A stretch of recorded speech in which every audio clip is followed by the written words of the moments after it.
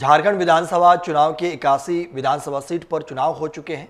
इन सीटों पर 2 चरणों में 13 और 20 नवंबर को चुनाव खत्म हो चुके हैं। अब उम्मीदवारों को इन सीटों के रिजल्ट का इंतजार है। सबसे पहले कई एग्जिट पोल के आंकड़े जारी किए गए, जिसमें झारखंड के भविष्य को लेकर अनुमान लगाया गया कि एग्जिट पोल के नतीजों ने सियासी दलों को बेचैनी और बढ़ा दी है। अब सवाल ये उठ रहा है कि क्या हेमंत सोरेन की सत्ता में वापसी होगी या बीजेपी परंपरा को कायम रख पाएगी। आइए जानते हैं एग्जिट पोल के बाहर कुछ पॉइंट के जरिए। सबसे पहले पॉइंट है कि कांग्रेस के परफॉर्मेंस पर सब कुछ निर्भर कर रहा है। ओल्ड ग्रैंड कांग्रेस झारखंड मुक्ति मोर्चा की सहयोगी पार्टी है। समझौते के तहत कांग्रेस 30 सीटों पर चुनाव लड़ी। 2019 में कांग्रेस को 16 सीटों पर जीत मिली थी। इस चुनाव में झामुमो ने 30 सीटों पर जीत हासिल की थी। झारखंड का जादुई आंकड़ा 42 है। 2014 में सबसे खराब स्थिति में भी झामुमो ने 19 सीटों पर जीत हासिल की थी। कहा जा रहा है कि झामुमो की स्थिति में शायद ही कोई बड़ा बदलाव हो। ऐसे में कांग्रेस के परफॉर्मेंस पर सब कुछ निर्भर है। कांग्रेस अगर 2 अंकों में जीत हासिल करती है तो सरकार आसानी से बन सकती है। अगर कांग्रेस नाकाम साबित होती है तो हेमंत सोरेन को इसका नुकसान उठाना पड़ सकता है।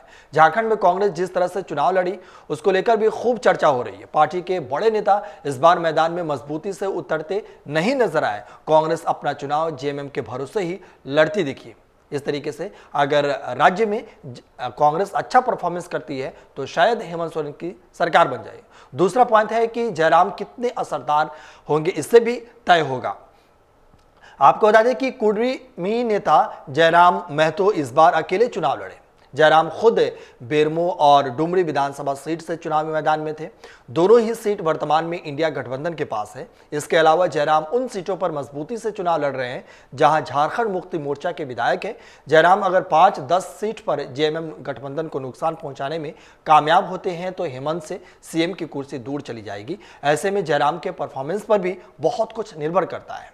इसके अलावा आरजेडी माले पर कर पाएगी कमाल, इस पर भी नजर होगी। समझौते के तहत इस बार राष्ट्रीय जनता दल 7 और माले 4 सीटों पर चुनाव लड़ रही है। दोनों ही पार्टियों को पिछली बार 1-1 सीटों पर जीत मिली थी। इस बार आरजेडी की तरफ से तेजस्वी यादव ने 19 रैलियां की है। आरजेडी की सीट अगर इस बार बढ़ती है तो इसका सीधा फायदा हेमंत सोरेन को होगा। वहीं आरजेडी 2014 से पहले 5-5 सीटों पर जीत दर्ज कर रही है।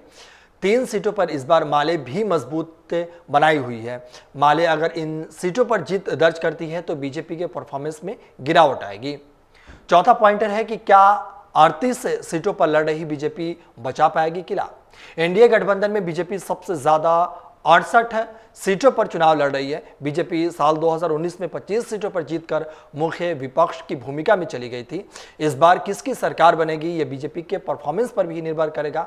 हालिया की लोकसभा चुनाव में बीजेपी को विधानसभा की 47 सीटों पर बढ़त मिली थी। कहा जा रहा है कि कोयांचल वाले इन इलाकों में अगर बीजेपी अच्छा नहीं कर पाई तो इसके साथ खेला हो सकता है। पांचवा है कि महिला वोटरों का रुख तय करेगी वहां की सियासत। आपको बता दें कि झारखंड के पहले चरण के चुनाव में विधानसभा की 43 में से 37 सीटों पर महिलाओं ने पुरुष के मुकाबले ज्यादा मतदान किया। दूसरे चरण के चुनाव में भी महिलाओं ने बढ़ चढ़कर भाग लिया। जेएमएम की मैया सम्मान योजना पूरे चुनाव में सुर्खियां बटोरती रही। कल्पना सोरेन की रैली में आने वाली भीड़ की भी खूब चर्चा हुई। ऐसे में झारखंड में कहा जा रहा है कि जिस तरफ महिलाओं ने मतदान किया है उसी की सरकार बनेगी। झारखंड में इस बार जाति और धर्म से इतर जेंडर के आधार पर मतदान होने की बात कही जा रही है। तो इस तरीके से आपको बता रहे थे कुछ पॉइंटर जिसके जरिए झारखंड में बड़ा सियासी उलटफेर होने की संभावना है। अगर आप ये वीडियो YouTube पर देख रहे हैं तो हमारे चैनल को सब्सक्राइब कर बेल आइकन दबाएं और Facebook पर देख रहे हैं तो हमारे पेज को लाइक करें। 8 मिलियन प्लस सब्सक्राइबर, आपके इस भरोसे के लिए बहुत धन्यवाद।